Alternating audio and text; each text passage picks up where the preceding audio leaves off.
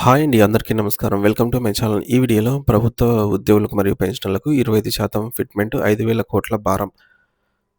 దీనికి సంబంధించిన పూర్తి వివరాలు వీడియోలో తెలుసుకుందాము. వీడియో అయితే ఎక్కడ గాని స్కిప్ చేయకుండా ఎండ్ వరకు చూసేయండి. అప్పుడే ఇన్ఫర్మేషన్ పూర్తిగా అర్థమవుతుంది. అలాగే వీడియో చూస్తున్న ప్రతి ఒక్కరు వీడియోకైతే లైక్ చేయండి ఫ్రెండ్స్. ఈ వీడియోని తోటి ఉద్యోగ పెన్షన్ మిత్రులతో అయితే షేర్ చేయండి. కొత్తగా మన ఛానల్ చూస్తున్నవారు ఇంకా ఎవరైనా సబ్స్క్రైబ్ చేసుకున్నట్లయితే వెంటనే మన ఛానల్‌ని సబ్స్క్రైబ్ చేసుకోండి. సో, దీని ద్వారా నేను చేసే లేటెస్ట్ వీడియోస్ అన్నీ మీ వరకు రీచ్ అవుతాయి. ఇక ఆలస్యం చేయకుండా వివరాల్లోకైతే వెళ్ళిపోదాము.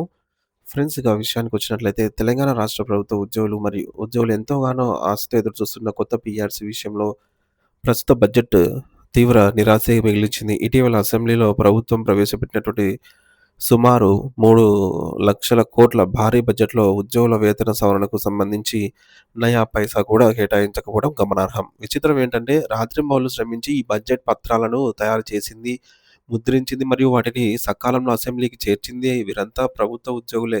కానీ చివరకు ఆ బడ్జెట్ పుస్తకాల్లో వారికి న్యాయంగా దక్కాల్సిన పీఆర్సీ ఊసే లేకపోవడం నిజంగా దీపం కింద చీకటి చందంగానే మారింది. కొత్త బడ్జెట్‌లో పీఆర్సీ ప్రస్తావన లేకపోవడంతో ప్రభుత్వ వైఖరిని బట్టి చూస్తే ఇప్పట్లో వేతన సవరణ లేనట్లేనని పరోక్ష సంకేతాలైతే వెలువడుతున్నాయి. దీంతో ఉద్యోగులు మరో ఆర్థిక సంవత్సరం వరకు నిరాశతో వేచి చూడవలసిన పరిస్థితి ఏర్పడింది. ఆర్థిక గణాంకాలను పరిశీలిస్తే ఉద్యోగులకు కనీసం 1% ఫిట్‌మెంట్ ప్రకటించిన ప్రభుత్వ ఖజానాపై నెలకు సుమారు 200 కోట్ల రూపాయల భారం పడుతుంది. ప్రస్తుతం ఉద్యోగ సంఘాలు 50% ఫిట్‌మెంట్ డిమాండ్ చేస్తున్నాయి. పోనీ తక్కువలో తక్కువ 25% ఫిట్‌మెంట్ ఇచ్చినా నెలకు దాదాపుగా 5,000 కోట్ల రూపాయల నిధులు ఆర్థిక అవసరమవుతాయి. సో, బహుశా ఈ ఆర్థిక భారాన్ని దృష్టిలో ఉంచుకునే బడ్జెట్‌లో దీనికి స్థానం కల్పించలేదనే అర్థమవుతుంది. వాస్తవానికి తెలంగాణ రాష్ట్ర మొదటి పీఆర్సీ గడువు 2023 జూన్ 30తోనే ముగిసిపోయింది. అంటే నిబంధనల ప్రకారంగా 2023 జూలై 1 నుంచే రెండో పీఆర్సీ అమల్లోకి రావాల్సి ఉంది. గత బీఆర్ఎస్ ప్రభుత్వం 2023 అక్టోబర్‌లో ఒక పీఆర్సీ కమిటీని నియమించింది. ఈ కమిటీ ఉద్యోగ సంఘాల నుంచి ప్రతిపాదనలు స్వీకరించింది. మరియు ఆ సమయంలో సంఘాల నేతలు 50% ఫిట్‌మెంట్ కావాలని బలంగా కోరారు. కమిటీ నివేదిక ఎప్పుడొచ్చినా సరే ప్రభుత్వం నిర్ణయం తీసుకున్న కొత్త వేతనం మాత్రం ఈ యొక్క జూలై 1, 2023 నుంచే అమలు చేయాల్సి ఉంటుంది. దీని నుంచి ప్రభుత్వం తప్పించుకునే వీలు లేదు.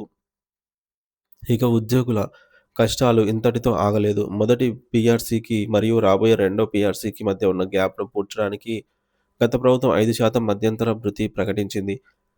కానీ ఆ ఐఆర్ చెల్లింపులపై ఇప్పటికీ స్పష్టత లేదు. మరియు దానికి అతీ గతీ లేదు. మరోవైపు పెరుగుతున్న ధరలకు అనుగుణంగా రావాల్సిన కరువు భత్యం, డీఏ బకాయిలు కూడా పేరుకుపోతున్నాయి.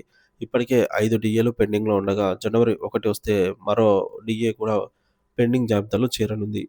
పరిస్థితి ఇలా ఉంటే తమ పెండింగ్ డీఏల గురించి, హక్కుల గురించి ప్రశ్నిస్తూ ఉద్యోగులు బంద్ వంటి ఆందోళనకు దిగితే అసలు నెలవారీ జీతాలు కూడా ఇవ్వలేని క్లిష్ట పరిస్థితి వస్తుందని స్వయంగా ముఖ్యమంత్రి రేవంత్ రెడ్డి గారు ఇటీవల హెచ్చరించడం ఉద్యోగ వర్గాల్లో ఆందోళనలు రేకెత్తిస్తోంది. మొత్తానికి పీఆర్సీ లేక, డీఏలు రాక, బడ్జెట్‌లో కేటాయింపులు కనబడక ఉద్యోగులు తీవ్ర అసంతృప్తితో, నిట్టూర్పులతో విడుస్తూ ఉన్నట్టు తెలుస్తోంది.